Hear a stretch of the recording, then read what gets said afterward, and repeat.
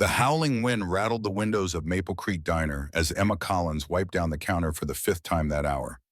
Outside Burlington, Vermont had disappeared under a veil of white, the worst blizzard in 50 years, transforming the quaint town into an Arctic wasteland.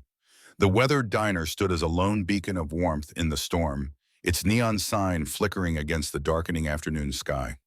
Emma paused, tucking a strand of chestnut hair behind her ear as she surveyed her empty kingdom. The vintage clock on the wall showed 4:30 p.m., but the darkness outside made it feel like midnight.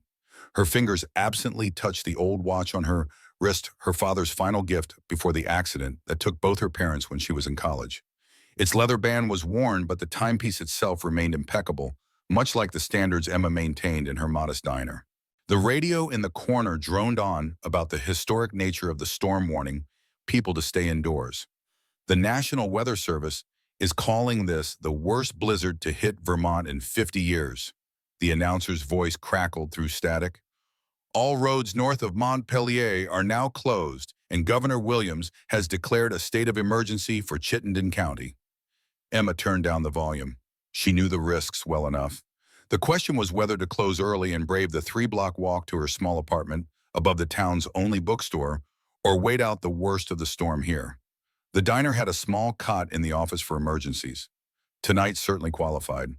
William Winters, a 78-year-old regular with kind eyes and a spine curved by decades of hard work, nursed his coffee in the corner booth. He was the only customer who had braved the elements today, walking his usual 3 blocks despite the weather conditions that had shut down the rest of the town. "You should close up, Emma," he called out, his voice weathered but warm. "This storm's getting worse by the minute. Even the plows have stopped running." Emma smiled but shook her head. "Not yet, Mr. Winters. Someone might need shelter on a night like this." William chuckled softly. "Always thinking of others, just like your grandmother used to do." He had known Emma's family for decades, had watched her grow up during summer visits to Burlington before tragedy made the town her permanent home. "Grandma Rose taught me well," Emma replied, refilling his cup with the last of the fresh coffee. "No charge for this one. Consider it hazard pay for being my only customer." As if summoned by her words, the front door burst open with a violent gust of snow and frigid air. Emma turned, expecting to see the usual plow driver, stopping for coffee, but instead found an elderly woman stumbling through the entrance. She was bundled in a coat far too thin for the weather, silver hair dusted with snowflakes, her face pale with cold. Despite the disheveled appearance, Emma immediately noticed the Irma's handbag clutched in her gloved hands, and the glint of a substantial diamond ring signs that this was no ordinary lost traveler. "Oh my goodness!" Emma rushed forward, catching the woman as she swayed. "Are you all right?" "I got lost," the woman murmured, her voice trembling with cold but carrying an unmistakable refinement. "My taxi dropped me at the wrong address. I can't find my son's building in this storm." Emma guided her to the nearest booth. "Mr. Winters, could you turn up the heat? I'll get some hot tea." Within minutes, Emma had wrapped the woman in the emergency blanket she kept under the counter and placed a steaming mug of chamomile tea between her trembling hands. The woman's color slowly returned as warmth penetrated her chilled body. "Thank you, dear." "I'm Catherine Reynolds," the woman said, her blue eyes sharp with intelligence despite her physical fragility. "Emma Collins, you picked a rough day to get lost in Burlington," she replied, sliding into the booth across from her. "Where were you trying to go? Maybe I can help." Catherine sipped her tea, her hands steadying. "My son lives here. Lakeside Manor Apartment 3201. Emma's eyebrows rose involuntarily. Lakeside Manor was the most exclusive address in Burlington, a sleek glass tower of luxury condos overlooking Lake Champlain. Whoever Catherine's son was, he wasn't hurting for money. "That's quite a distance from here, especially in this weather," Emma said gently. "The roads to that part of town might be closed until morning." Catherine's shoulders slumped slightly. "I should have called him first, but I wanted to surprise him." A shadow crossed her face. "It's been 5 years since I've seen him. His birthday is in 3 days. Something in the woman's voice, regret, longing, hope, struck a chord with Emma. She knew about broken relationships and the courage it took to try and mend them. 5 years is a long time," Emma said carefully. "That must be difficult." "My son is not an easy man," Catherine replied with a small, sad smile. "After his father died, something changed. He built walls, pushed people away. Even me." Her voice softened. Especially me. Mr. Winters rose from his booth, buttoning his coat.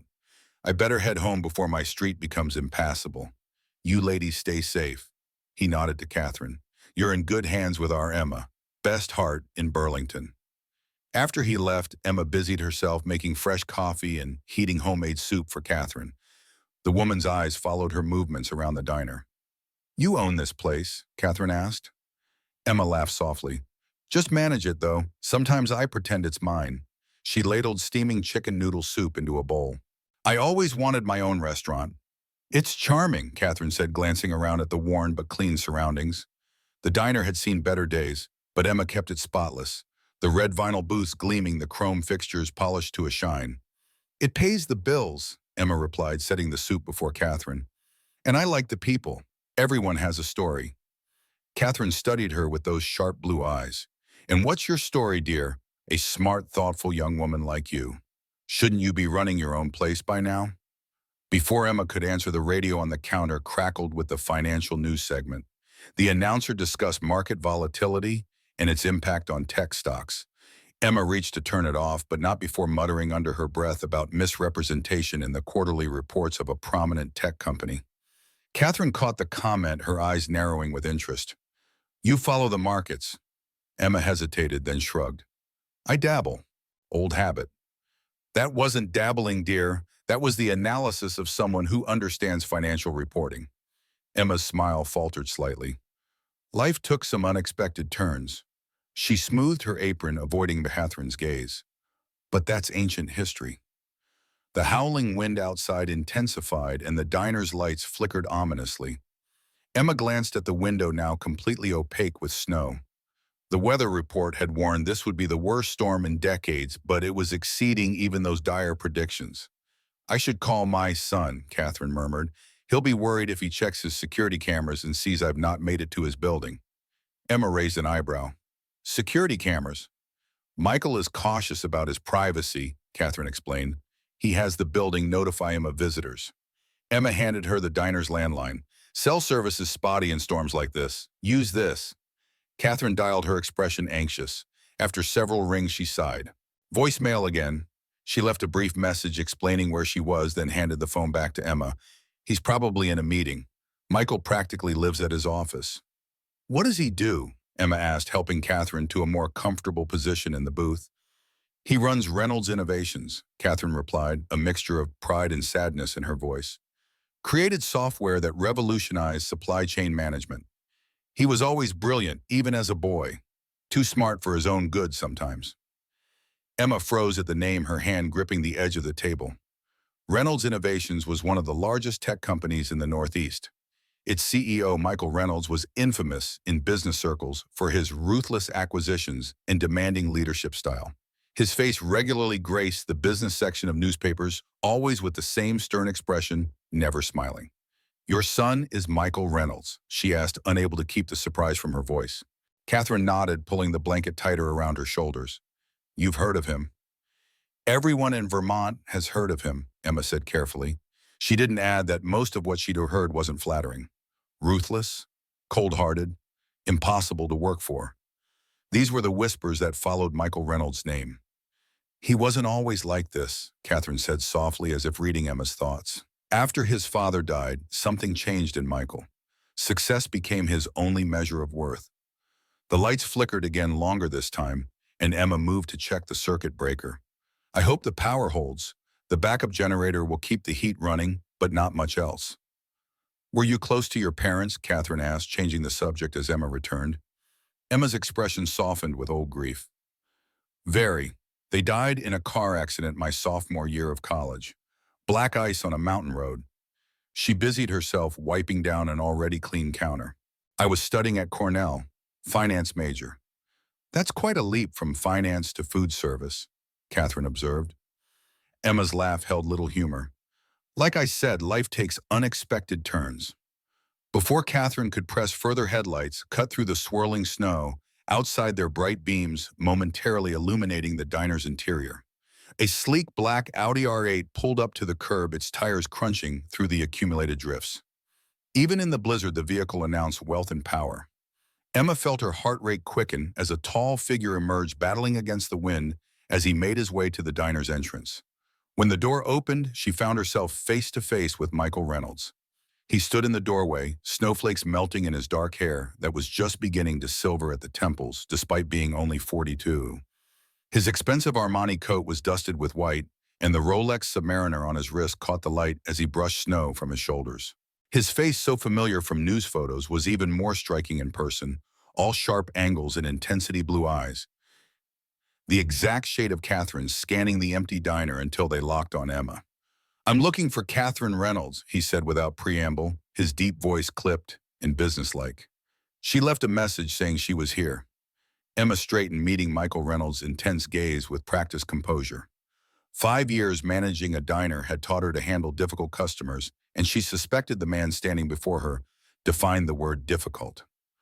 "Mr. Reynolds," she said calmly, "your mother is resting in the back booth." She was half frozen when she arrived. Something flickered in his eyes. Concerned perhaps it disappeared so quickly, Emma wondered if she'd imagined it.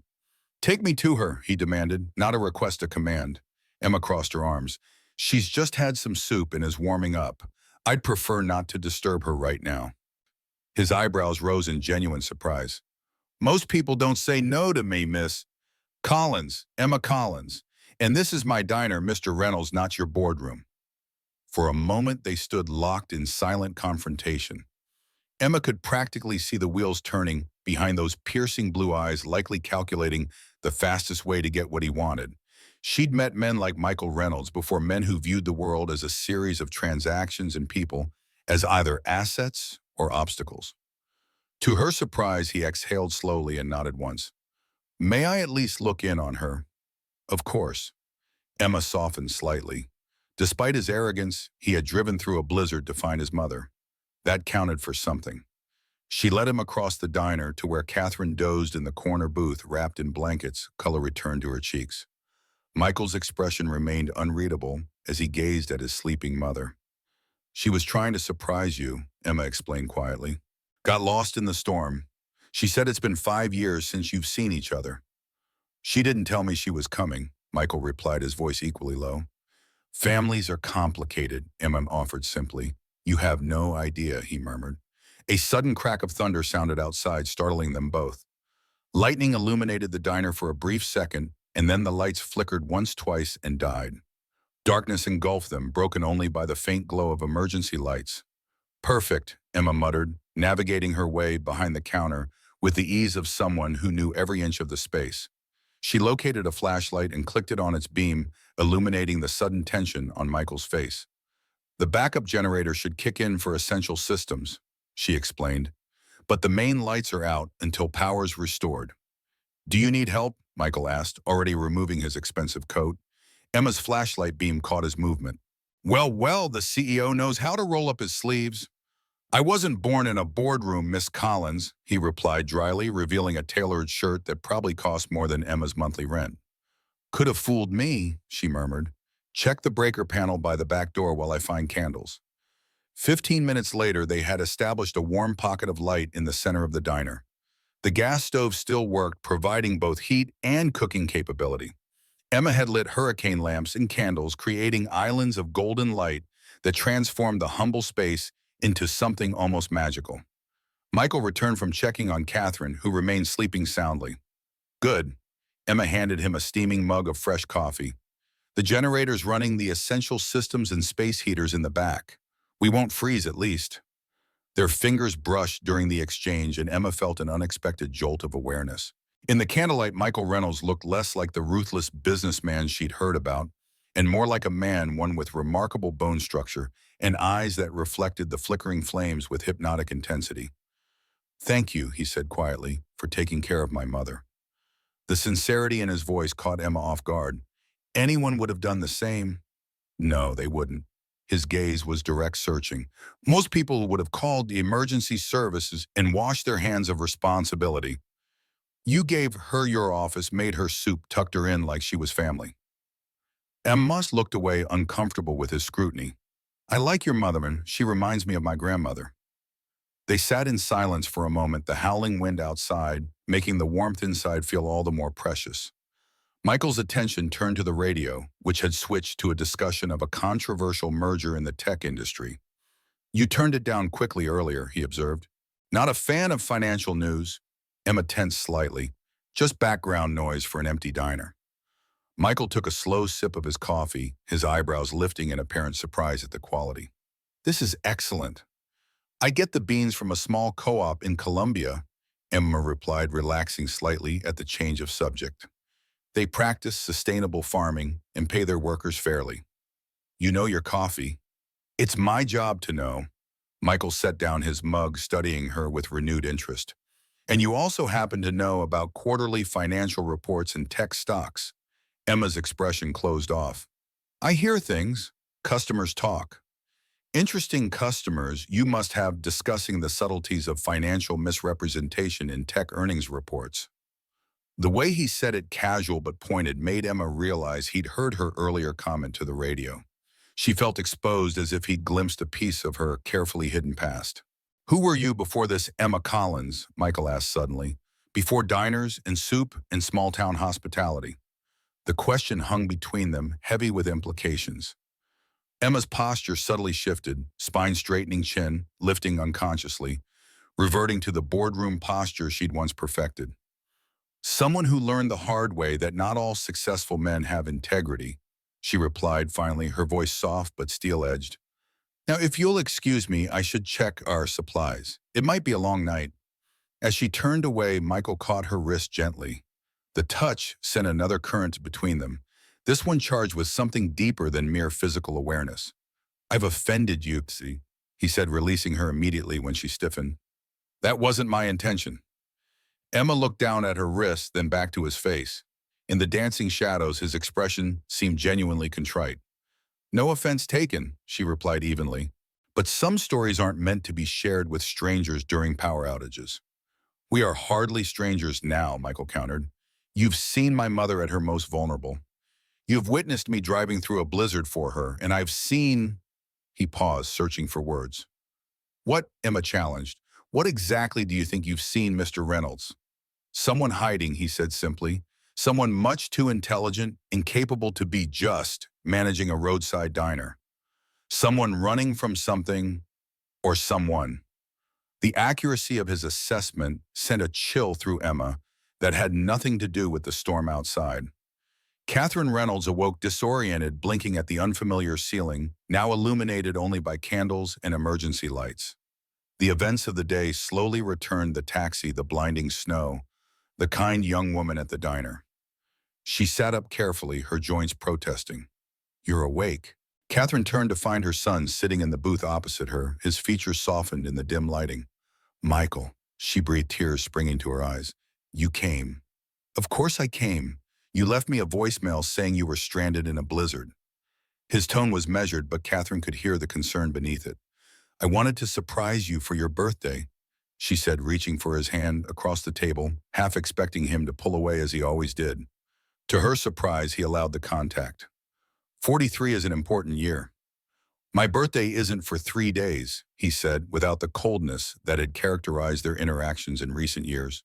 I know, I thought we might need time to talk before celebrating. Catherine squeezed his fingers. I've missed you, Michael. Something flickered in his eyes, the same vulnerability she remembered from when he was a boy, quickly shuddered behind practiced control. The roads are closed, he said, instead of addressing her comment. We'll have to stay here tonight. Miss Collins has been very accommodating. Emma, Catherine smiled. She's a remarkable young woman, isn't she? So capable. Michael's expression shifted subtly. There's something unusual about her. She doesn't fit here. Not everyone belongs where life has placed them, Catherine replied softly. You taught me that. Before Michael could respond, Emma appeared with a tray bearing fresh tea and more soup. I thought I heard voices. How are you feeling, Catherine? Much better, dear, and so happy to see my son. You've been very kind to my mother, Michael said, standing. What do I owe you for your trouble? Emma's expression cooled. Nothing. Contrary to what you might believe, Mr. Reynolds, not everything has a price tag. Catherine glanced between them, sensing tension. Emma, please call him Michael. And Michael, stop trying to throw money at every situation. The poor girl offered shelter, not services. Emma suppressed a smile at Catherine's frank assessment. It's fine. Mr. Reynolds and I have already established our differing perspectives. Have we? Michael raised an eyebrow. I thought we were just getting acquainted. Semantics, Emma replied with a dismissive wave. Catherine, there's a small staff room upstairs if you'd like to rest more comfortably. The bathroom is down the hall if you need it. The power's out, but we have emergency lighting and the heat is working. Thank you, dear. Catherine's sharp eyes hadn't missed the charged atmosphere between her son and the diner manager. Perhaps you could show Michael where he'll be sleeping while I freshen up. Emma nodded, though her expression suggested she'd rather show Michael the door. This way, Mr. Reynolds. She led him upstairs to a small room containing a desk, a mini-fridge, and a narrow cot. Staff break room. Not exactly the penthouse at Lakeside Manor, but it's the best I can offer. Michael surveyed the humble space without comment. And where will you sleep? I'll take one of the booths downstairs. I want to stay near the main entrance in case anyone else needs shelter. He frowned. Take the cot. I'll sleep in a booth. I'm not giving the co. of Reynolds Innovations a backache on my watch, Emma retorted. The last thing I need is a lawsuit because you couldn't properly code after sleeping on vinyl upholstery. Despite himself, Michael felt his lips twitch. Is that your professional assessment? Just practical risk management. She turned to leave, but he stepped into her path. Why do I get the distinct impression you are trying to avoid being alone with me? He asked, his voice lower than before. Emma met his gaze evenly. Because you're used to women seeking your company, not avoiding it. Touché. He smiled, then a genuine smile that transformed his features from merely handsome to devastating. But that doesn't answer my question. I have a diner to manage during a power outage and blizzard. Entertaining you isn't on my priority list. Entertaining me, Michael echoed, stepping closer. Is that what you think I want, entertainment? Emma refused to back away despite his proximity. The small room suddenly felt even smaller, the air between them charged with something dangerous. I think you're a man used to getting what he wants, she said quietly. And right now you want to solve the puzzle I apparently represent. I'm not interested in being analyzed or acquired, Mr. Reynolds. Michael, he said softly. Michael, she conceded. Now, if you'll excuse me. The building creaked ominously as a particularly strong gust of wind battered the old structure. Emma instinctively reached out to steady herself, her hand landing on Michael's chest. Through the fine material of his shirt, she could feel his heart beating rapidly just like hers. For one breathless moment, they stood frozen, connected by that single point of contact. Emma became acutely aware of his height, the subtle scent of his cologne, the warmth radiating from his body in the chilly room. She pulled away, first clearing her throat. I should check the generator. Downstairs, Emma found Catherine arranging blankets in one of the booths. You don't have to do that, she protested. Nonsense, I'm not an invalid. Catherine smoothed the blanket with practiced hands. Besides, it gives me something to do while you and my son circle each other like wary cats. Emma felt heat rise to her cheeks. I don't know what you mean. Of course you don't. Catherine's smile was knowing. He's difficult, my Michael. Life made him that way, but there's a good heart underneath all that armor. Mrs. Reynolds. Catherine, please. Catherine, whatever you think you observed between your son and me, I assure you it's nothing. We're strangers who happen to be trapped by a storm. Fate has interesting methods, Catherine replied cryptically. Now tell me more about yourself, Emma. What brought you to this charming little diner? Emma busied herself adjusting candles. It's not an exciting story. I disagree, came Michael's voice as he descended the stairs. I think it's probably very exciting. Emma shot him a warning glance. Your mother needs rest, not my life history. Actually, Catherine interjected, what I need is food. I'm starving. Grateful for the diversion, Emma headed to the kitchen. I can make sandwiches. The gas stove still works if you'd prefer something hot. Allow me to help, Michael offered, following her before she could object. In the kitchen, Emma pulled ingredients from the refrigerator. Make yourself useful and slice the bread. To her surprise, Michael rolled up his sleeves and did as instructed. He handled the knife with unexpected skill, cutting even slices from the artisan loaf. You've done that before, she observed. I worked in a deli through college, he replied. At her startled look, he added, did you think I was born a CEO? Honestly, yes. Michael laughed, a rich sound that transformed his face again. My father was a plumber. My mother was a nurse. I grew up in a two-bedroom house in Rochester and worked every summer from age 16. Emma handed him tomatoes to slice. So how did you become... She gestured vaguely at his expensive watch and tailored shirt. The heartless corporate titan, he supplied dryly. Your words, not mine. I created an algorithm that revolutionized supply chain management while still in grad school. Built a company around it. Made some good decisions, some brutal ones. He deftly arranged the tomato slices on the bread. The rest is business history. And somewhere along the way you stopped speaking to your mother, Emma added softly. Michael's hands stilled. That's a complicated situation. Family usually is. Emma turned to the stove, stirring a pot of soup she'd set to warm. You're not close with yours? He asked, moving beside her to help. Emma kept her eyes on the pot. My parents died when I was in college. Car accident. I'm sorry. The simple words held genuine sympathy. It was a long time ago, she said, reaching past him for bowls, her arm brushing his. Again, that unsettling awareness flared between them. And after college, Michael pressed gently, where did Emma Collins go before she arrived at this diner? Emma ladled soup into bowls with precise movements. New York. Finance. It didn't work out. Wall Street. Michael's interest sharpened. Which firm? Does it matter? It matters because you are running from something, Michael said quietly. And whatever it is forced someone with obvious intelligence and education to hide in a small-town diner. Emma turned to face him, her composure slipping for the first time. Not everyone who steps away from corporate America is running or hiding. Some of us simply discovered that success by those standards comes at too high a price. The raw honesty in her voice silenced him. For a moment, they stood facing each other in the dim kitchen, the storm raging outside while something equally turbulent built between them. Who hurt you, Emma? Michael asked finally, his voice barely audible above the wind. Her laugh was soft, bitter. The better question is, who didn't? Before he could respond, the back door of the diner burst open, sending a blast of cold air through the kitchen. Emma whirled around, startled. A demand staggered in from the storm snow, coating his expensive overcoat. Thank God, the newcomer exclaimed, stamping his feet. I thought I'd freeze to death out there. Michael stiffened beside her. Victor, he said flatly, what are you doing here? The man looked up, recognition and relief washing over his face. Michael, I've been trying to reach you for hours. He stopped abruptly as his gaze fell on Emma. For one suspended moment, recognition flashed in his eyes, followed immediately by something darker fear. Emma Collins, he said, his voice suddenly strained. Well, this is unexpected. Emma had gone perfectly still, their face drained of color.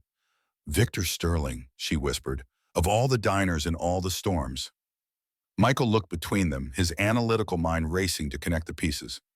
You two know each other. It wasn't a question, but Victor answered anyway, his charming smile returning too quickly. Ancient history. Ms. Collins once worked at my investment firm. He extended his hand. Small world, isn't it? Emma stared at the offered hand like it was a venomous snake. Very small, she agreed, not moving to take it and getting smaller by the minute. The kitchen seemed to shrink around them, the air suddenly thick with tension. Michael looked between Emma and Victor, noting the rigid set of Emma's shoulders and the forced casualness in Victor's smile. Ms. Collins was one of our brightest analysts, Victor continued smoothly when the silence stretched too long. Left quite suddenly, as I recall. I had my reasons, Emma replied, her voice steady despite the pallor of her face. Compelling ones. Victor removed his snow-dusted coat, hanging it as if he owned the place. Water under the bridge, surely.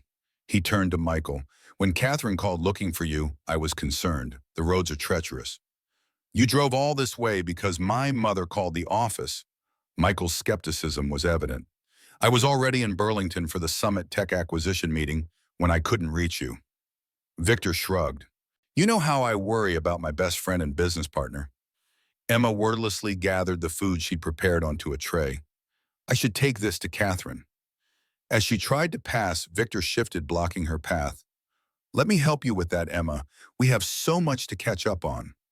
I've got it, she said flatly, sidestepping him. Michael observed the interaction with growing suspicion. Something was very wrong here. The woman who had confidently stood up to him moments ago now seemed almost afraid. Victor, a word, he gestured toward the walk-in pantry away from the kitchen's main area. Once inside, Michael didn't mince words. What history do you have with her? Victor raised his eyebrows. Straight to the point as always. She worked at Sterling Capital for about 18 months. Promising career until she had some kind of breakdown. Ethical crisis, she called it. He shook his head. Shame. She had potential. And that's all. What else would there be? Victor's smile didn't reach his eyes. Don't tell me the great Michael Reynolds is interested in a diner manager. She's hiding something, Michael said, ignoring the jab. And based on her reaction to you, it involves Sterling Capital. Victor leaned against a shelf. Michael, you know how these young idealists are. They come to Wall Street thinking they'll change the world, then can't handle the reality of business. Emma couldn't separate her personal feelings from professional decisions. It made her unstable. She seems anything but unstable to me. You've known her for what, a few hours? Victor laughed softly. I employed her for over a year. Trust me, there's a reason she's serving coffee in Vermont instead of managing portfolios in Manhattan. Michael studied his friend and business partner carefully. Victor had been his right-hand man since Reynolds Innovations began, instrumental in their meteoric rise. They'd weathered countless storms together, professional and personal. Yet something about Victor's too casual dismissal of Emma bothered him. She took care of my mother, Michael said finally. I owe her for that. Of course you do. Just don't mistake gratitude for something more. Victor clapped him on the shoulder. Now shall we join the ladies? I'm starving. When they returned to the main dining area, they found Emma and Catherine seated in a booth talking quietly. Emma's posture remained tense, but she'd regained her color. She looked up as the men approached, her eyes skipping over Victor to focus on Michael. Catherine's been telling me about your childhood science experiments, she said, a forced lightness in her tone. Apparently you were building robots while other kids were riding bikes. Mother exaggerates, Michael replied, sliding into the seat beside Emma, while Victor took the spot next to Catherine. I do not, Catherine protested. You rewired the entire basement when you were 12. Nearly burned the house down. That was one time, Michael said, the corner of his mouth lifting. Victor reached for a sandwich. Michael was always ahead of the curve. It's what makes him such a brilliant CEO, willing to take calculated risks that others avoid. Even when those risks affect people's lives. Emma asked her questions seemingly innocent, but with an undercurrent that made Michael look at her sharply. Business always affects lives, Victor replied smoothly. The trick is focusing on the greater good rather than individual sentimentality. And who decides what that greater good is? Emma pressed. Those with the vision and authority to make such decisions, Victor answered. Wouldn't you agree, Michael? All eyes turned to him. Michael considered his response carefully, aware of the sudden weight his words carried in this strange tableau. I believe in ethical business practices, he said finally.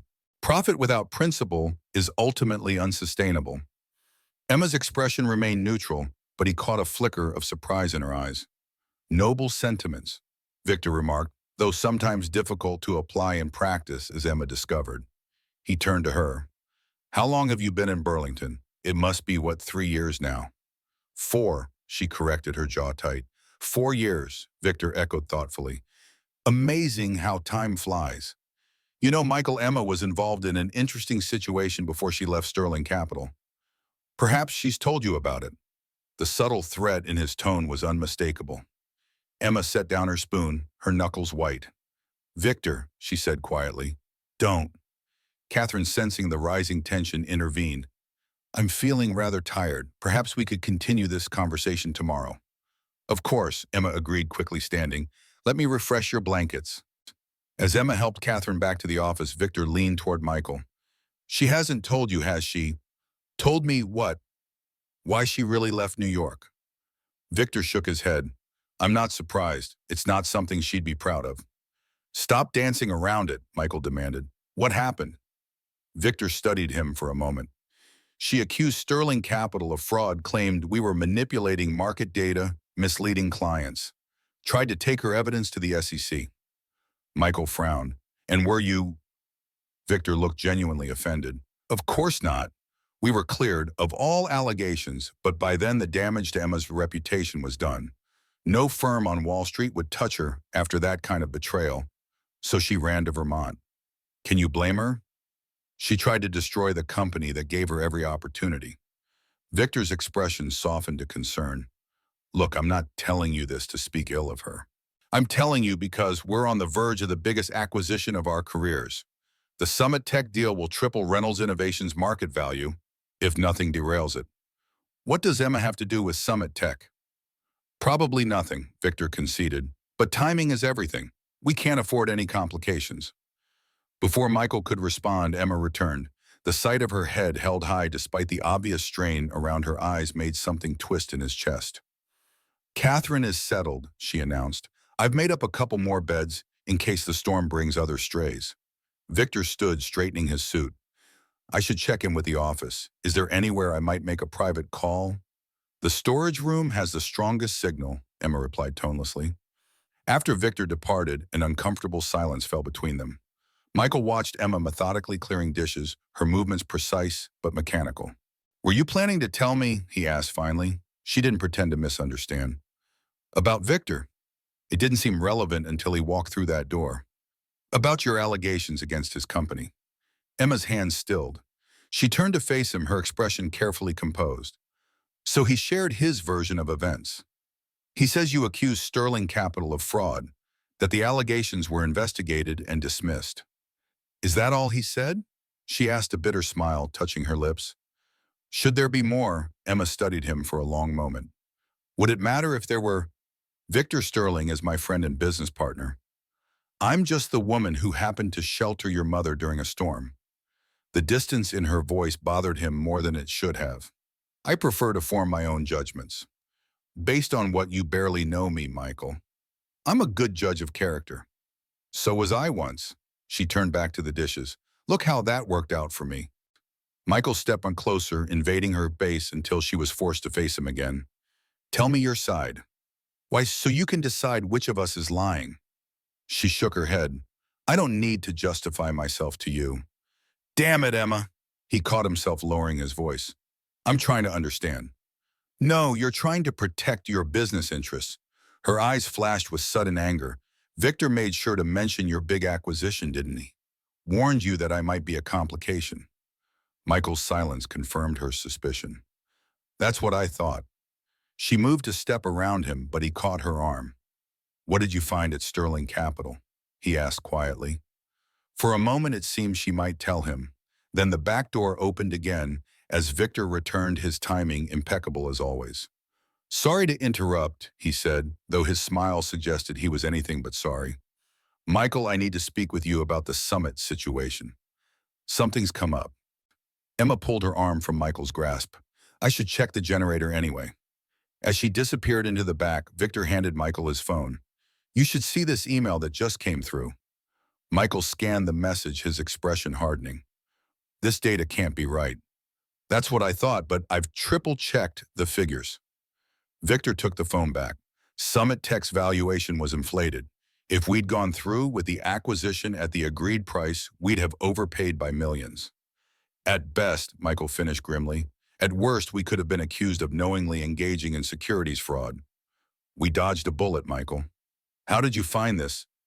One of our analysts caught it. Pure luck. Victor ran a hand through his hair. But it makes me wonder how many other deals might have similar issues lurking in their financial reports. Michael frowned, his mind racing through implications. We need to overhaul our due diligence process. Exactly my concern, Victor hesitated. There's something else. The analyst who caught it found Emma Collins' name on some of the original Summit Tech prospectus documents from her time at Sterling Capital. What are you suggesting? I'm not suggesting anything, just noting a curious coincidence. Victor's expression was neutral. She had access to the early Summit Tech financials. Then she makes fraud allegations against Sterling. Now she's mysteriously back in your orbit just as we're about to acquire Summit. That's quite a conspiracy theory. Is it the woman who tried to destroy my company just happens to be here with your mother the night before our biggest deal? Victor shook his head. I don't believe in coincidences that convenient.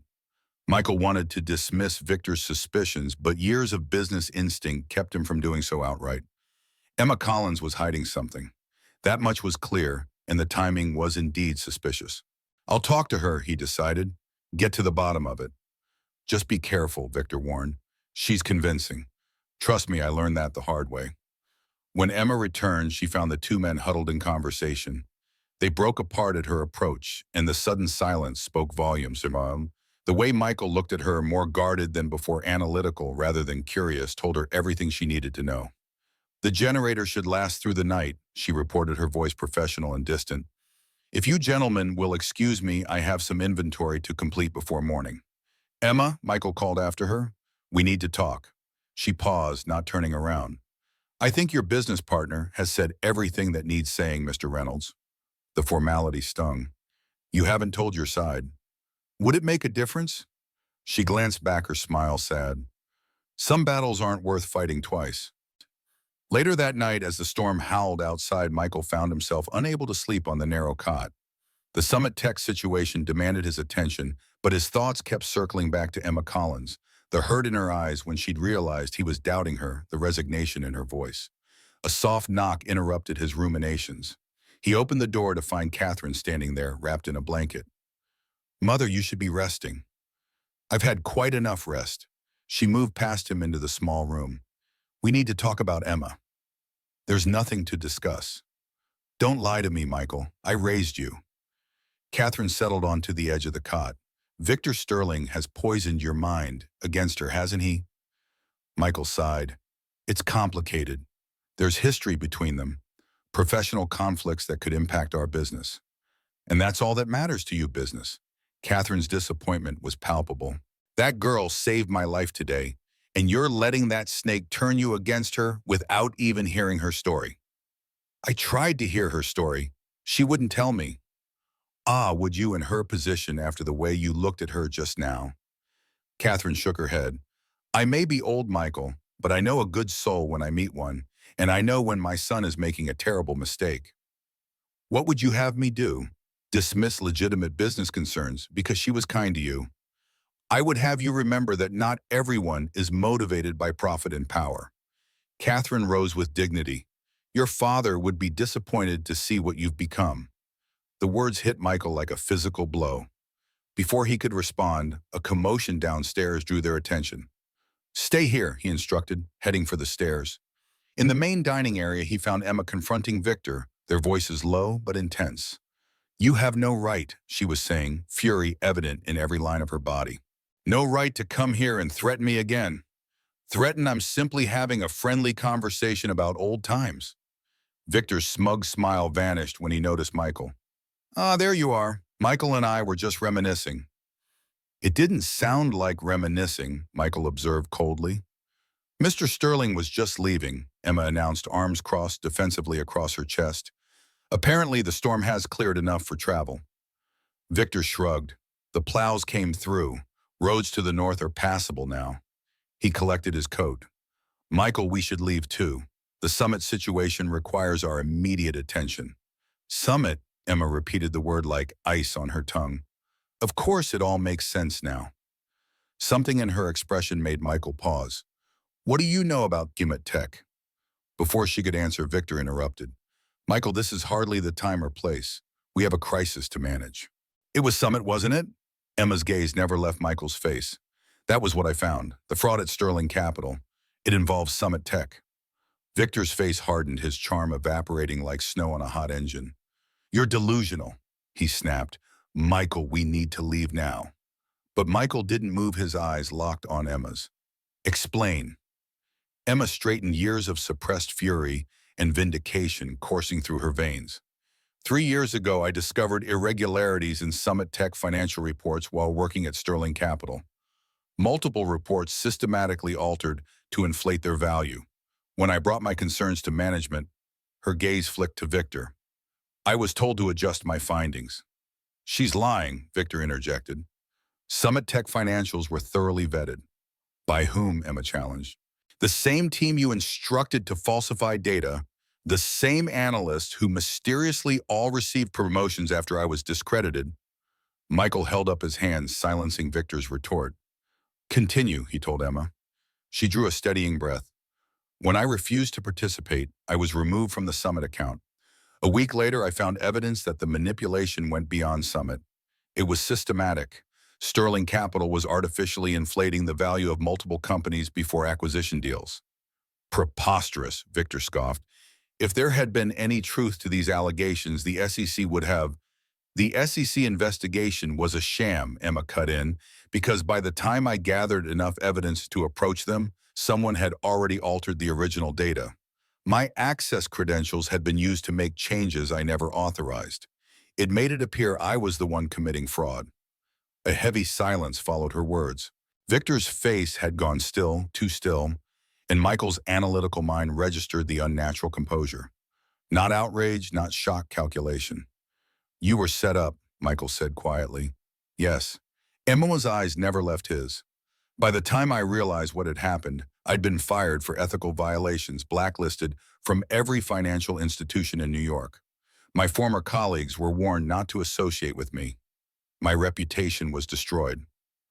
So you ran, Michael concluded. I didn't run, Emma corrected, chin lifting. I was pushed out, threatened with litigation if I pursued my claims. With no job, mounting legal bills, and suddenly toxic to every firm in Manhattan, I had to start over. Convenient story, Victor interrupted, his voice smooth again, but ultimately unprovable. You destroyed the evidence, Emma retorted, but you didn't get all of it. Victor went very still. What do you mean? Emma's smile was cold. Insurance policy. Before my access was revoked, I made copies. You're bluffing, Victor said, but his face had paled slightly.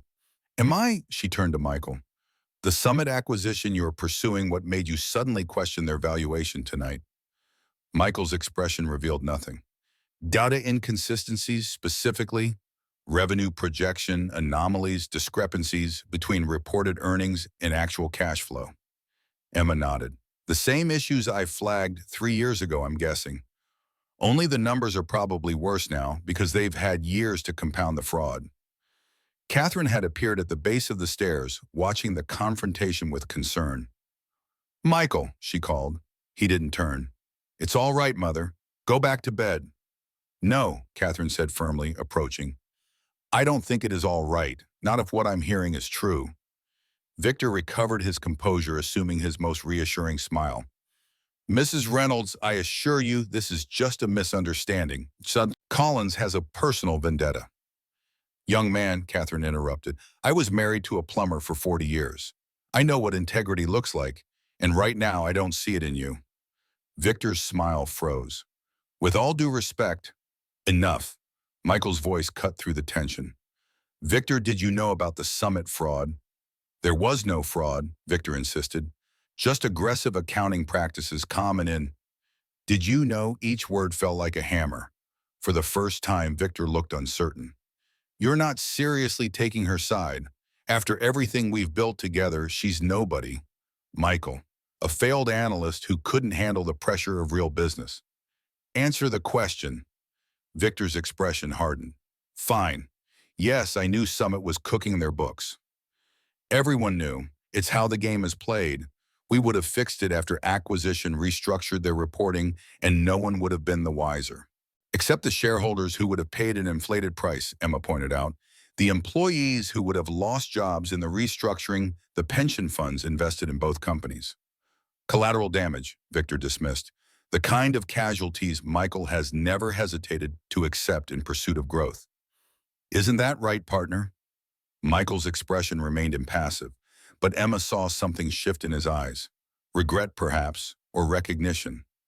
You said you have evidence, Michael asked Emma, ignoring Victor's attempt to implicate him. I do. Not here, obviously. It's in a safe place. Alleged evidence, Victor corrected, which conveniently can't be produced right now. I don't need to produce it right now, Emma replied evenly. Just explain what it contains. The original Summit reports emails directing analysts to alter data. The access log showing my credentials being used while I was demonstrably elsewhere. She turned to Michael. Do you want to know how deep it goes? How many other acquisitions were based on fraudulent data? She's lying, Victor insisted, a hint of desperation entering his voice. Michael, we've been friends for 15 years, partners. I've stood by you through everything. Are you really going to throw that away based on the word of this This waitress, manager, Emma corrected automatically. Michael remained silent, weighing, evaluating. Emma could almost see the calculations happening behind his eyes. Loyalty versus truth, friendship versus integrity, the empire he'd built versus the foundation it stood on. Think about what you're doing, Victor warned. If she takes this public, it won't just be me who falls. Reynolds Innovations has been involved in every major deal Sterling Capital has structured for the past decade. Your reputation, your company. Stop. Michael's voice was quiet but final. You're making my decision easier with every word, Victor. Catherine moved to stand beside Emma, placing a supportive hand on her arm. The simple gesture of solidarity brought unexpected tears to Emma's eyes. Victor looked between them in disbelief. You can't be serious, Michael. Everything we've built was built on fraud, apparently. Michael's face had hardened to granite. Get out. You'll regret this, Victor hissed. When your stock plummets and the lawsuits start. I said get out. Michael stepped forward, his heightened presence suddenly intimidating. Now, before I call the authorities and have this conversation in front of witnesses with badges. For one tense moment, it seemed Victor might refuse. Then with deliberate calm, he straightened his coat. This isn't over, he said quietly, not by a long shot. After Victor stormed out, the diner fell into heavy silence. Emma realized she was trembling, adrenaline and relief and lingering fear coursing through her veins. I should check if he's actually left, she murmured, needing a moment alone to compose herself. Let him go, Michael replied, still watching the door. We have bigger concerns now. Catherine squeezed Emma's arm gently. I'll make us some tea. This seems like a conversation that needs tea. When Catherine had bustled off to the kitchen, Michael finally turned to face Emma. His expression was unreadable. You've had this evidence for 3 years, he said. Why didn't you use it? Emma sank into a booth, suddenly exhausted. I tried. No one would listen. Victor had thoroughly discredited me, and Sterling Capital had resources I couldn't match. Then there were the threats. What threats? At first, just professional ones, then more personal. She looked down at her hands. One night, someone broke into my apartment. Nothing was taken, but my files were clearly searched. The next day, I received a photo of my parents' graves with a message, some things should stay buried. Michael's jaw tightened. Victor, I never found proof, but the timing was persuasive. She looked up, meeting his eyes. So I left, started over, tried to build a quiet life where no one from that world would find me. Until tonight, Michael said softly. Until tonight, she agreed. He slid into the booth across from her. I need to see this evidence. Why, so Reynolds Innovations can contain the damage. The bitterness in her voice was unmistakable. So I can do the right thing, Michael corrected quietly. Emma studied his face, looking for deception. And what is the right thing in your estimation? I don't know yet. His honesty was disarming. But burying the truth isn't it. Catherine returned with 3 mugs of tea, sliding one to each of them before joining Michael on his side of the booth. So, she said briskly, my son's business partner is a criminal, and the lovely young woman who saved me from freezing to death is his whistleblower. What are we going to do about it? The unexpected framing of their situation, so practical, so matter-of-fact, startled a laugh from Emma. The sound surprised her. She couldn't remember the last time she genuinely laughed. Mother, Michael sighed, though the corner of his mouth twitched. What am I wrong, File? No one who's met you would ever make that mistake, Emma said, smiling despite herself. Then stop dancing around each other and make a plan. Catherine set down her mug with finality. Emma has evidence. Michael has influence. Between you, you can fix this mess. It's not that simple, Michael began. It never is, Catherine agreed. But doing the right thing rarely is. Emma watched as Michael's expression softened, looking at his mother. For all their estrangement, the bond between them was evident, a shared moral clarity that cut through complications. The evidence is in a safe deposit box, Emma said after a moment. In Boston. Michael nodded. Once the storm clears, we'll go there together. And then, she pressed, and then we bring the truth to light properly, this time with resources Victor can't intimidate or outmaneuver. Your company will survive, Emma asked skeptically. Reynolds Innovations is more than its partnerships, Michael finished firmly. The foundations are solid, even if some of the structures built on them aren't. Catherine beamed at her son, pride evident in every line of her face. That's my boy. For the first time in years, Emma allowed herself to feel hope. Fragile but real. It won't be easy, she warned. Victor has powerful friends, deep pockets. So do I, Michael reminded her, a spark of the ruthless businessman returning, but now directed toward a worthy target. And unlike Victor, I don't have to hide from the truth. Catherine yawned, breaking the intensity of the moment. Well, this has been quite an evening. I think I'll try to get some more sleep before dawn. She touched Emma's hand gently. Don't worry, dear. My son can be stubborn and sometimes arrogant, but when it matters, he makes the right choices. After Catherine had gone, Emma and Michael sat in companionable silence, the storm outside beginning to ease much like the turbulence between them. I'm sorry I doubted you, Michael said finally. You had reason to, Emma acknowledged. Loyalty to friends is admirable even when misplaced. Not at the expense of truth. He reached across the table, his hand covering hers, or justice. The warmth of his touch, the sincerity in his eyes made something shift inside Emma, a wall beginning to crumble, a door long closed starting to open. Why are you helping me? She asked softly. You could have left with Victor, protected your company, your reputation. Perhaps I'm tired of being the ruthless CEO everyone expects. His thumb traced gentle circles on her wrist. Or perhaps I found something more important than quarterly projections in market share in a small-town diner during a blizzard. She smiled skeptically. Stranger things have happened. His answering smile transformed his face, warming his eyes. My mother would say it was fate. And what would Michael Reynolds say? He considered her question seriously. That sometimes we need to get lost to find what we're really looking for. Outside, the first pale light of dawn began to illuminate the snow-covered landscape. The storm had passed, leaving behind a world transformed, pristine, unblemished, full of new possibilities.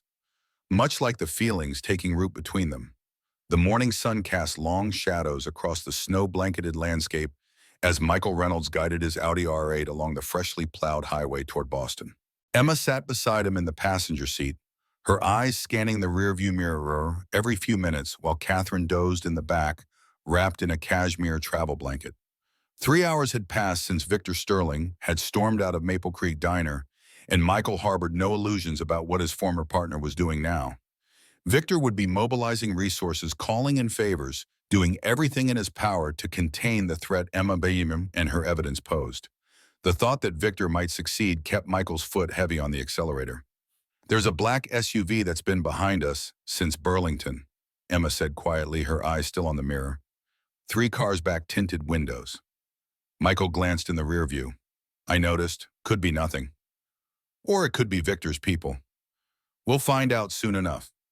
Michael changed lanes abruptly, taking an exit that wasn't part of their route. The SUV followed. Not nothing. Emma confirmed, her voice steady despite the implication. Michael's jaw tightened as he accelerated, taking another sudden turn onto a service road. Mother, he called over his shoulder, you might want to wake up and hold on. Catherine stirred. What's happening? We have company, Michael replied, his focus on the road as he executed a series of rapid turns designed to lose their tail. Victor's people, Catherine asked, surprisingly calm for a woman in her 70s being driven at high speed by her son. Looks that way. Emma answered, bracing herself against the dashboard as Michael swerved sharply onto a narrow side street. Where did you learn to drive like this? Emma asked as Michael maneuvered the sports car with precision that spoke of more than just good reflexes. A ghost of a smile crossed his face. My father may have been a plumber, but he loved cars. Spent every extra dollar on track days. Taught me everything he knew. Your father sounds like an interesting man, Emma said. He was. For a moment, sorrow shadowed Michael's features. The world lost something important when he died. Catherine reached forward from the pie seat, her hand touching Michael's shoulder in silent understanding. Look, Emma pointed to the rear view. The SUV was gone, lost somewhere in the maze of suburban streets. I think we lost them. For now, Michael replied, steering them back toward the highway. But they'll be waiting at the bank, I'm sure of it. Then we need a plan, Emma said, pulling out her phone. I know someone who might be able to help. 2 hours later, they arrived at the outskirts of Boston. Emma had made several calls, speaking in hushed tones that Michael couldn't quite make out. All he gathered was that she still had allies from her Wall Street days, people who believed her story and were willing to help. Turn here. Emma directed, pointing to an underground parking structure that wasn't part of their original route. My friend James works security at First Commonwealth Bank. He's going to help us avoid any unwelcome company when we access the safe deposit box. Inside the parking garage, a tall, athletic man in a suit waited beside a service elevator. He nodded in recognition when he saw Emma. James? Emma greeted him with obvious relief. Thank you for this. Anything for the woman who saved my retirement fund, he replied cryptically, shaking her hand before turning to Michael and Catherine. Mr. Reynolds, Mrs. Reynolds, James Cortez, head of security for First Commonwealth. Emma warned me you might have people following you. Former business partner, Michael confirmed, not taking our parting of ways well. James nodded knowingly. Financial world's a shark tank. This way, please. He led them through a service corridor that connected the parking structure to the bank's back offices, bypassing the main entrance entirely. My office first, James said, ushering them into a small functional room dominated by security monitors. Let me check the main floor. He typed commands into his keyboard and the monitors displayed various angles of the bank's lobby and exterior. There, Emma pointed to a screen showing 3 men in dark suits lingering near the safe deposit box area. Victor didn't waste any time. Friends of yours? James asked dryly. Former colleagues, Emma replied. Not the friendly kind. James studied the monitor. I count 5 of them total, 2 outside, 3 inside, professional types. Private security, Michael surmised. Victor employs ex-military contractors for sensitive matters. James raised an eyebrow. Sounds like your former partner plays rough. You have no idea, Emma murmured. So how do we get to the safe deposit box without them knowing? Catherine asked, practical as ever. James smiled. That's where I come in. Emma's box isn't in the main vault. It's in our executive client section, separate entrance, separate security. I can get you there without them seeing. Will that work? Michael asked Emma. What about identification requirements? I set this up carefully, Emma explained. The box is registered to Emma Robinson, my mother's maiden name. I have the ID to match. She pulled out a driver's license that bore her photo but a different name. Michael looked impressed despite himself. You really did think of everything. When your life is destroyed once you learn to prepare for the world, she replied simply. James led them through another series of corridors, eventually arriving at a discreet suite marked Executive Client Services. Blom, inside a single bank officer, greeted them with professional courtesy, accepting Emma's alternative identification without question after a confirming nod from James. Minutes later, they were alone in a private viewing room, the safe deposit box open before them. Emma's hands trembled slightly as she lifted the lid. This is everything, she said, removing a waterproof document case. Every piece of evidence I could salvage before they lock me out of the system. Michael helped her spread the contents across the table. There were financial statements, internal emails, access logs, and, most damning of all, the original Summit Tech reports showing the unaltered figures alongside the manipulated ones. My God, Michael breathed as he examined the documents. This is systematic fraud on a massive scale. 7 companies, Emma confirmed, all acquired by various firms after Sterling Capital inflated their value. 3 of them by Reynolds Innovations. Michael felt sick as he recognized the names of companies his firm had purchased at Victor's recommendation over the past 5 years. I knew these deals seemed too good to be true. He muttered more to himself than to the others. But I trusted Victor. He was very convincing, Emma said without judgment. That's how he rose so high so fast. Catherine, who had been silently examining some of the emails, looked up. There's something else here. These acquisition targets, they weren't random, were they? Emma shook her head. They all had one thing in common. Each company held patents or technologies that created a strategic stranglehold on their respective markets when combined under one owner. Market manipulation, Michael realized. Not just fraud in the acquisitions, but creating artificial monopolies afterward. Which is why the SEC should have investigated more thoroughly, Emma said bitterly. But Victor has friends in high places. Not anymore. Michael promised, gathering the documents carefully. Not after we're done. As James escorted them back to their car through the service corridors, Michael's phone vibrated with a text message. He glanced at it, his expression darkening. What is it? Emma asked. Victor, Michael replied grimly. He's called an emergency board meeting at Reynolds Innovations. 3 hours from now. He's making his move, Emma said. Trying to get ahead of us poison the well. Then we better not keep them waiting, Michael said, his voice hardening with resolve. James, thank you for your help. We need to get back to New York immediately. Be careful, James warned, his eyes on Emma. Men like Sterling don't take threats lightly. Neither do I, Michael assured him, placing a protective hand on Emma's back as they walked to the car. The drive to New York was tense, the evidence secured in a briefcase on Emma's lap. Michael made numerous calls, mobilizing his legal team and closest allies on the board of directors. Catherine mostly listened occasionally, offering insights from her decades of observing the corporate world as the wife and mother of businessmen. Victor will try to frame this as a personal vendetta, she predicted. He'll say Emma is manipulating you, that she doctored the evidence. Let him try, Michael replied, his voice cold with determination. The documents speak for themselves. It's not just the documents they need to believe in, Emma cautioned. It's you. These people have worked with Victor for years. They trust him. And they've worked with me even longer, Michael reminded her. When it comes down to it, Reynolds Innovations is my company, not Victor's. I've actually suspected something wasn't right with some of our acquisitions for a while, Michael confessed, surprising both women. About 8 months ago, I quietly asked our finance team to review previous deals, but Victor always managed to divert resources or delay the investigations with seemingly legitimate reasons. I should have pushed harder. You suspected, Emma looked at him with new respect. I noticed patterns in the financials that didn't quite add up, he explained.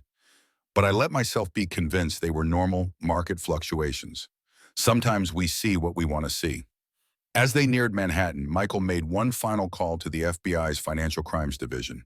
It was time to take this beyond corporate politics. What Victor had done wasn't just unethical, it was criminal. The Reynolds Innovations headquarters dominated a prime corner of Manhattan's financial district, 60 stories of gleaming glass and steel reaching toward the sky. As their car pulled into the executive parking garage, Emma felt a flutter of anxiety. It had been years since she'd set foot in a corporate boardroom, and the last time hadn't ended well for her. You don't have to come up, Michael told her, sensing her apprehension. You could wait here with Mother. Emma straightened her shoulders. I've been running from Victor Sterling for 4 years. I'm not hiding now. Catherine smiled approvingly. Courage suits you, dear. The executive elevator whisked them to the top floor, where Michael's assistant waited, her professional composure slipping just enough to show her concern. They're all here, she informed Michael. Mr. Sterling arrived 30 minutes ago. He's been meeting privately with board members. Thank you, Jennifer, Michael replied calmly. Please have security on standby. Jennifer's eyes widened slightly, but she nodded without question. The boardroom fell silent when Michael entered, Emma and Catherine at his side. Victor sat at the far end of the table in what was normally Michael's chair, flanked by 2 men Emma recognized as Sterling Capital attorneys.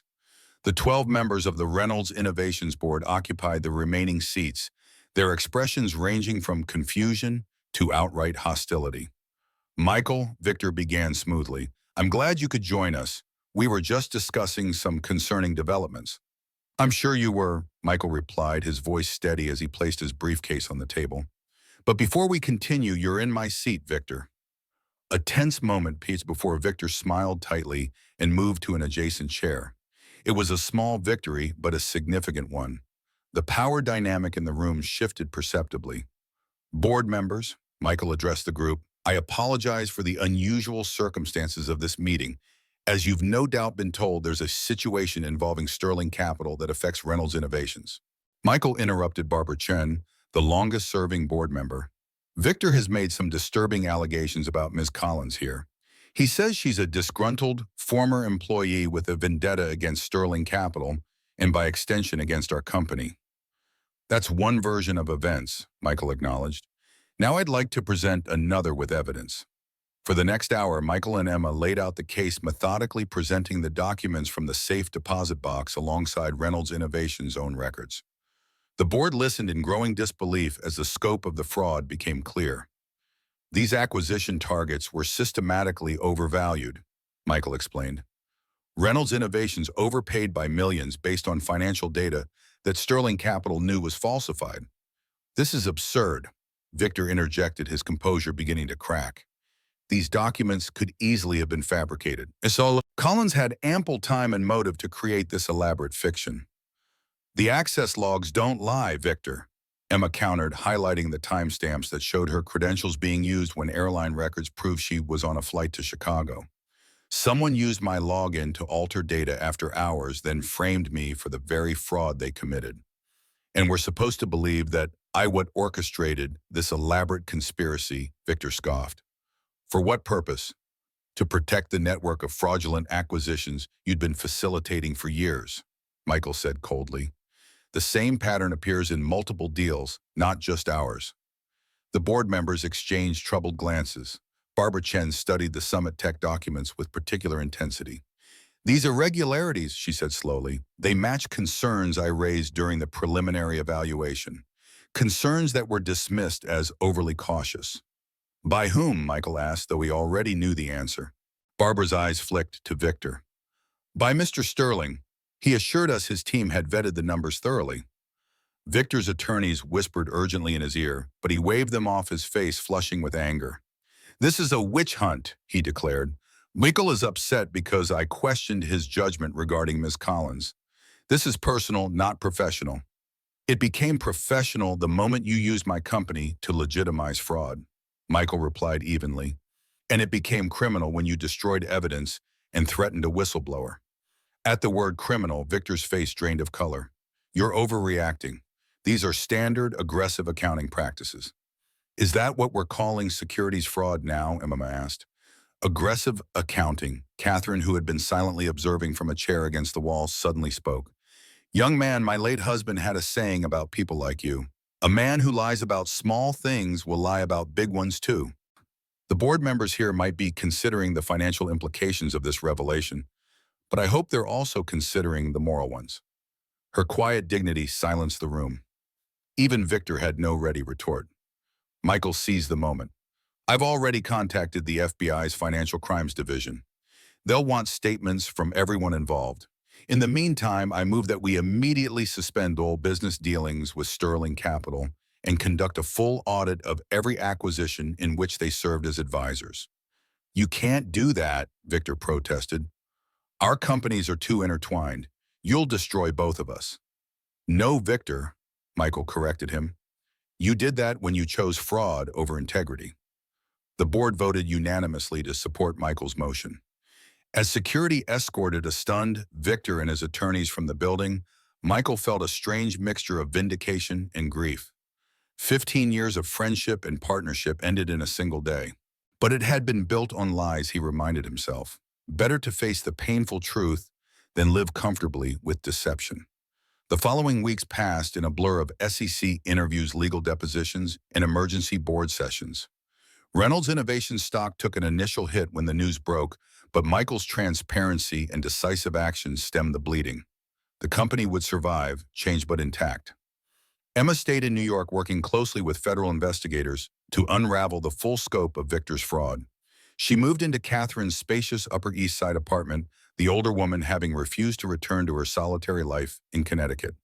I've spent 5 years rattling around that big house by myself, Catherine explained when Emma protested that it was too much.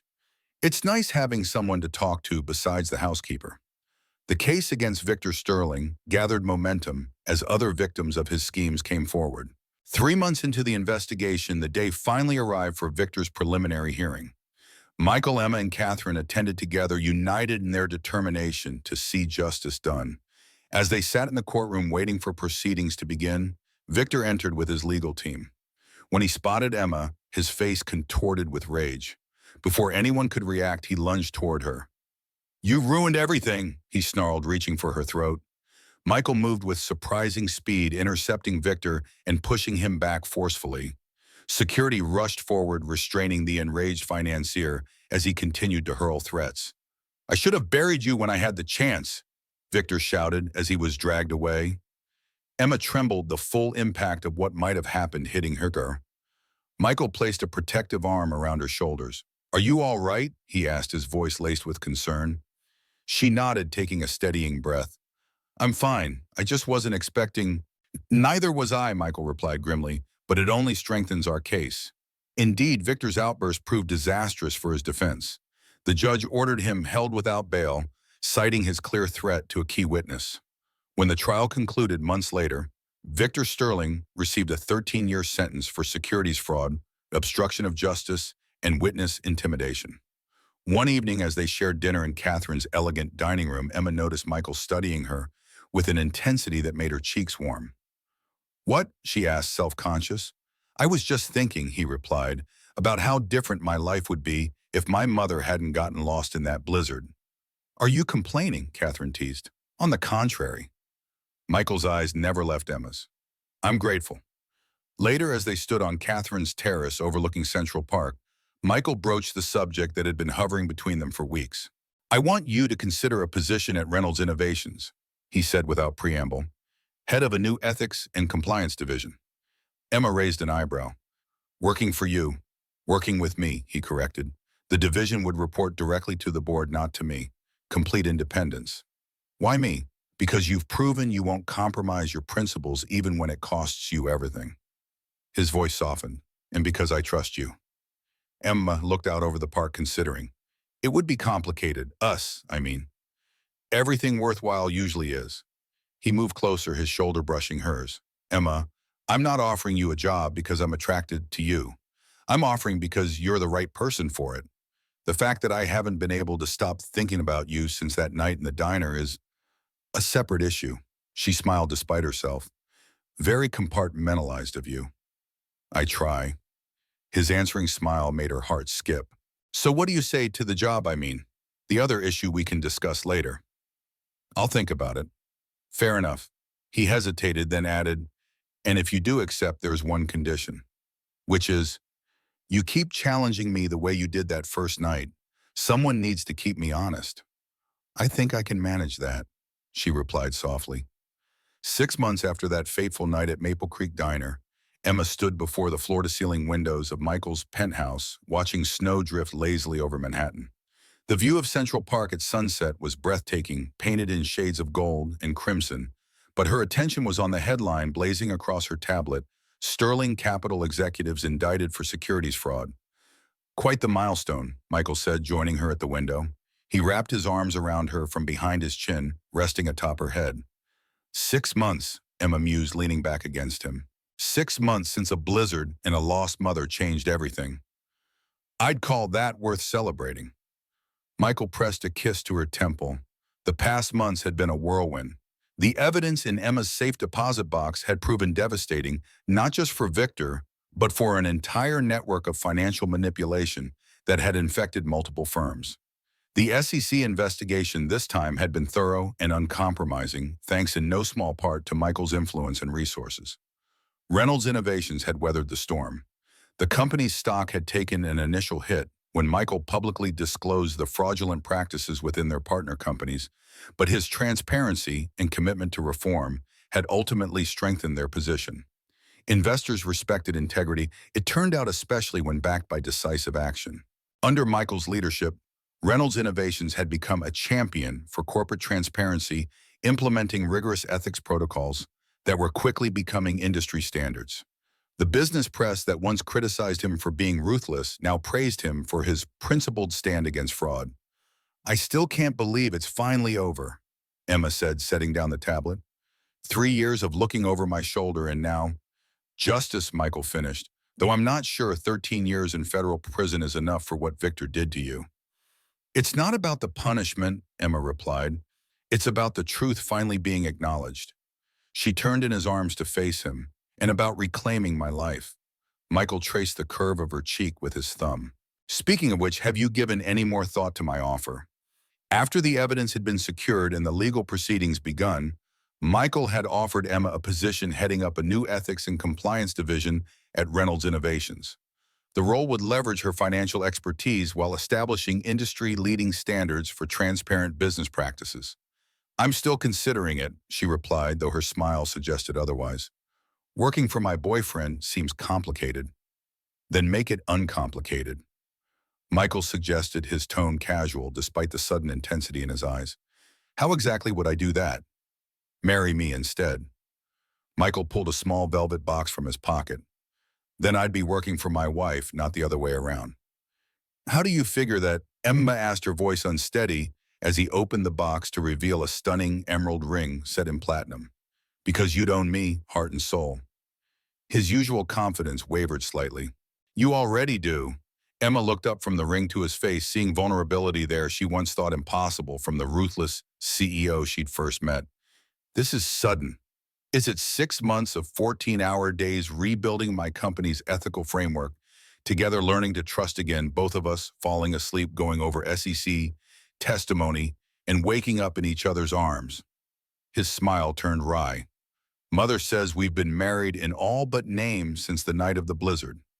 Your mother, Emma Lafayette, is a romantic meddler.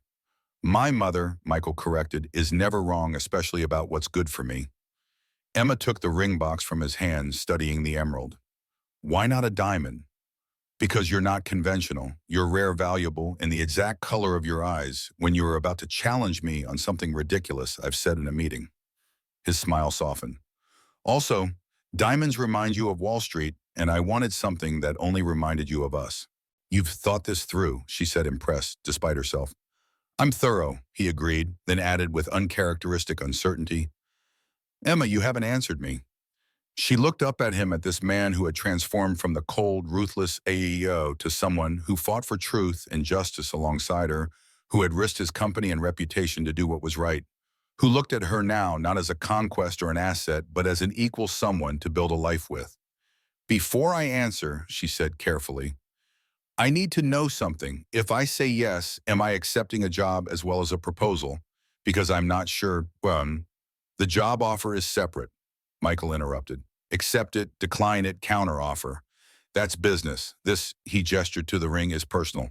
The only merger I care about right now. In that case, Emma said, slipping the ring onto her finger, I accept. The proposal, that is. The job offer still requires negotiation. Joy transformed Michael's face as he lifted her off her feet in an exuberant embrace. I wouldn't expect anything less. He set her down gently. Name your terms, future Mrs. Reynolds. Oh no, she laughed, wrapping her arms around his neck. I'm keeping Collins professionally. You'll have to earn having your name on my office door. Challenge accepted, he murmured against her lips. Later that evening, they celebrated with Catherine at Maple Creek Diner, now under new ownership, Emma's. She had purchased it with part of the substantial settlement she'd received when Sterling Capital's fraudulent practices were exposed. To second chances, Catherine toasted, raising her champagne glass. The diner had been closed for the private celebration, its worn booths and polished counters gleaming with new life, much like its owner. And to blizzards, Michael added with a grin, may they always lead us exactly where we need to be. Even if it's not where we plan to go, Emma finished, her heart full, as she looked between her future husband and the woman who would soon be her mother-in-law. Catherine beamed at them. I knew it from the moment I saw you two together. The way you challenged each other, respected each other. No pretense, no games. Mother, Michael warned good-naturedly, what I'm allowed to be smug. Catherine's eyes sparkled with mischief.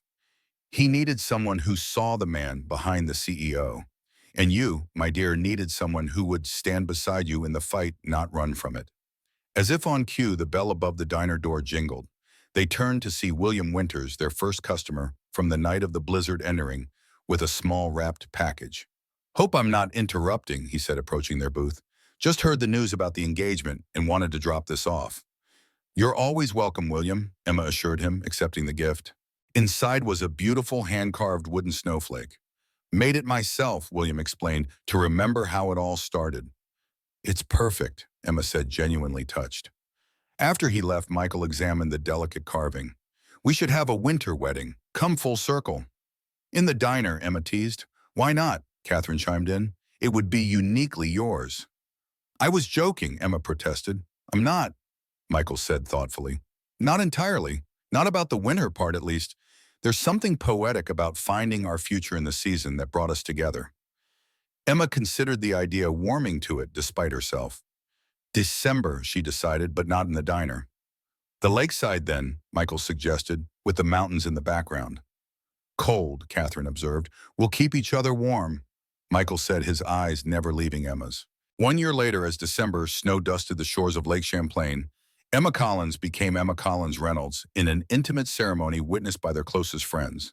Catherine, radiant in silver blue, dabbed at tears as they exchanged vows beneath an arch of winter roses and pine boughs.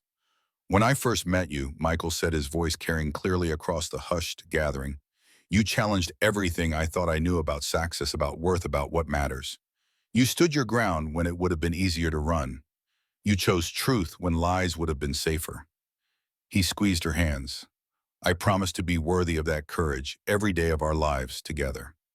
"When I first met you," Emma replied, her smile teasing, despite the tears in her eyes, "I thought you were the most arrogant man I'd ever encountered." Laughter rippled through the audience. "I wasn't wrong," she continued, "but I discovered that your arrogance was matched by your integrity once you found it again. Your determination by your compassion, your ambition by your capacity for love." Her voice softened. "I promise to remind you of those qualities whenever the world tries to make you forget them again." As they sealed their vows with a kiss, snow began to fall, gentle, pristine flakes that glittered like diamonds in the winter sunlight. A perfect circle, Catherine would later say, a story written in snow and second chances.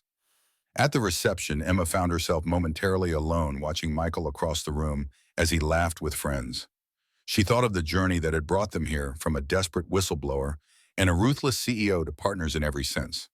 "Penny, for your thoughts." Catherine appeared at her side, resplendent in her mother-of-the-groom finery. "Just reflecting on how different of my life might have been if you hadn't gotten lost in that blizzard," Emma replied, linking her arm through the older woman's. Catherine's eyes twinkled. "Who says I was lost?" Emma stared at her. "You mean sometimes," Catherine said with a mysterious smile, "a mother knows exactly what her son needs even when he doesn't. You planned it getting stranded at my diner." "Planned is a strong word. Let's say I created an opportunity. The blizzard was just fortunate timing." She touched Emma's hand gently. "I'd been researching Michael's business dealings for months. I found articles mentioning your whistleblowing case against Sterling Capital, though most painted you as the villain. But I recognized the truth when I read between the lines. I knew you were exactly what my son needed. Someone who valued integrity over profit. The taxi driver was very well compensated, I assure you." Before Emma could respond, Michael joined them, sliding his arm around his new wife's waist. "What are you two conspiring about?" "Your mother was just explaining." "How happy I am that you found each other," Catherine interrupted smoothly. "A perfect match, as if fate itself arranged it." "You're a meddling mother," Emma murmured, though her eyes danced with amusement. "What was that, dear?" Catherine asked innocently. "Nothing." Emma laughed, leaning into Michael's embrace. "Just agreeing about fate." As they moved to the dance floor for their first waltz, as husband and wife, Michael pulled her close. "You look like you're keeping a secret," he observed. Emma smiled up at him, snowflakes catching in her lashes. "I'll tell you someday, when we're old and gray and still arguing about ethics violations in board meetings." "Promise," he asked, spinning her beneath the twinkling lights. "Promise," she agreed, rising on tiptoe to kiss him. Outside, snow continued to fall, covering Burlington in a fresh blanket of possibility, a reminder that sometimes the most perfect endings begin with unexpected storms and the courage to shelter someone in need. In the center of the reception table sat Williams, a hand-carved snowflake, now framed in silver, next to a weathered men's watch. John Reynolds' watch, which Michael had worn every day since his father's death. Old and new, past and future loss and discovery, all intertwined in a journey that had begun on the worst night of winter and culminated on the best. The years that followed brought new challenges and triumphs. Emma eventually accepted the position at Reynolds Innovations, transforming the company's ethics practices so thoroughly that they became the gold standard in corporate America. Building on that success, she later founded the Wall Street Whistleblower Protection Fund, providing legal and financial support to those brave enough to stand against corruption. Michael, meanwhile, steered Reynolds Innovations toward becoming the most ethically respected corporation in America. The company's motto, integrity before profit, wasn't just a slogan, it was a principle lived daily from the boardroom to the mailroom. And in the years to come, whenever anyone asked Michael Reynolds, CEO of Reynolds Innovations, or Emma Collins Reynolds, founder of the Wall Street Whistleblower Protection Fund, how they met, they would simply smile and say, it was fate disguised as a blizzard. Catherine, of course, would just wink and say nothing at all.